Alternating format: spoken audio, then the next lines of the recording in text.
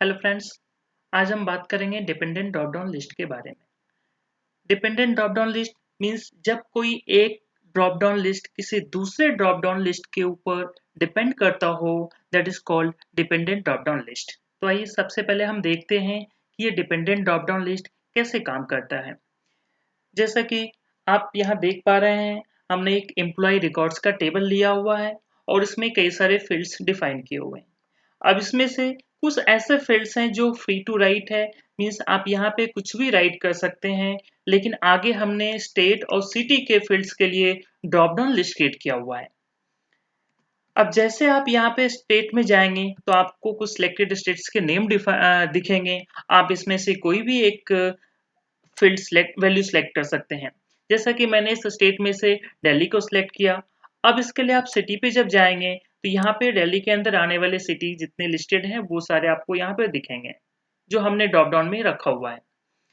लेकिन अगर फिर से यहाँ पे अगर स्टेट को चेंज करते हैं, सपोज हमने दिल्ली की जगह यूपी को सिलेक्ट किया, तो अब जब आप यहाँ पे सिटी सिलेक्ट करेंगे तो आपको यूपी की सिटीज दिखेंगे, ना कि दिल्ली के।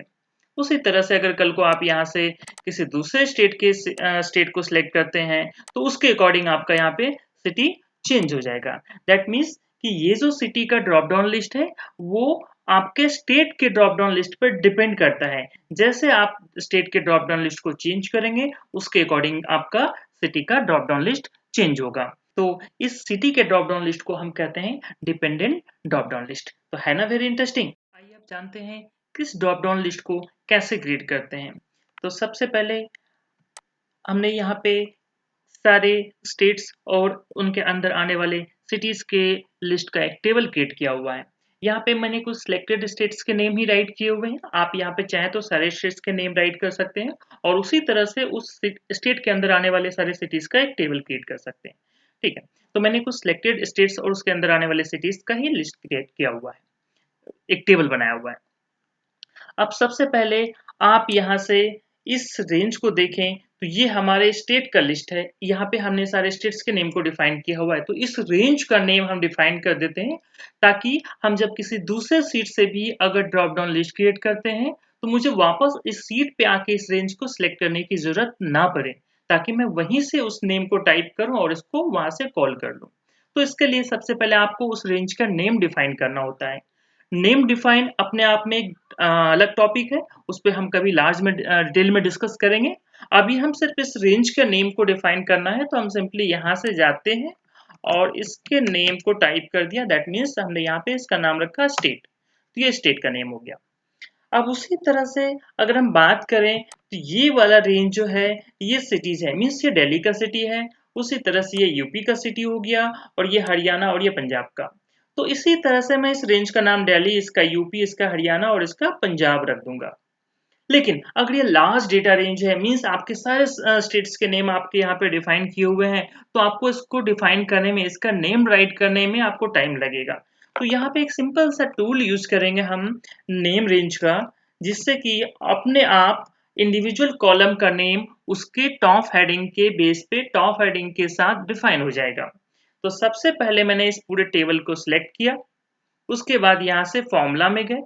फॉर्मूला में जाने के बाद यहीं पे एक ऑप्शन आता है create from selection. Create from selection पे क्लिक करेंगे, ये पूछेगा टॉप रो या लेफ्ट कॉलम के बेस पे, और भी कई सारे ऑप्शंस दिए हुए हैं। अभी मैंने यहाँ पे टॉप रो ही लेना है, बिकॉज कि जो भी नीचे डिफाइन किया गया है इसमें उसके हेडिंग का नाम उसके नीचे के रेंज का हो जाए। मीन्स हमें सबके इंडिविजुअल कॉलम का नेम जो डिफाइन करना है वो उसके टॉप हेडिंग के साथ करना है, ताकि जब मैं वहां से स्टेट दिल्ली सेलेक्ट करूं तो दिल्ली का सिटी आया और यूपी हरियाणा उसी तरह से। तो मैंने टॉप रो को रखा और यहाँ से ओके कर दिया। अब इसका बेनिफिट ये हुआ कि अब इस पर्टिकुलर रेंज का नेम अपने आप डिफाइन हो गया दिल्ली, जो कि आप यहाँ से भी देख पा रहे हैं। और यहाँ से भी आप क्लिक करके देख सकते हैं जितने भी आपके स्टेट्स हैं सबके नेम डिफाइन हो गए, जिसको हमने यहाँ से टेबल में सिलेक्ट किया हुआ है। अगर पंजाब पे क्लिक करेंगे तो अपने आप पंजाब सिलेक्ट हो जाएगा और यहाँ से आप अगर हरियाणा क्लिक करते हैं तो हरियाणा सिलेक्ट हो जाएगा। तो ये अलग एक टॉपिक है कि नेम कैसे डिफाइन करते हैं लेकिन हमने यहाँ पे ड्रॉप डाउन लिस्ट क्रिएट करना है और उसको इजीली एक्सेस करना है किसी दूसरे सीट से भी, तो इसलिए भी हमने इस रेंज का नेम डिफाइन किया।